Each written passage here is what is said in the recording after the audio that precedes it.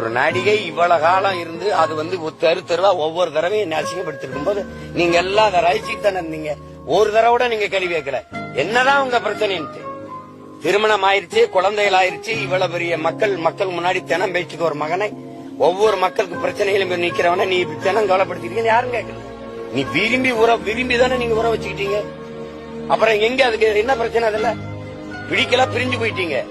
15 வருஷம் ஆயிடுச்சு, எனக்கு கல்யாணம் ஆகியே 14 வருஷம் ஆயிடுச்சு. இதை யாரும் கேள்வி வைக்க மாட்டீங்க. அப்ப 15 வருஷமா என்னை பழி போட்டு அவமானப்படுத்துறீங்க. கோதரி திங்கிரியில எல்லாரும் என்னை என் குடும்பத்தை என் பிள்ளைகளை என் மயன் பெரியவனுக்கு எல்லாம் நல்லா விவரம் தெரிஞ்சிருச்சு.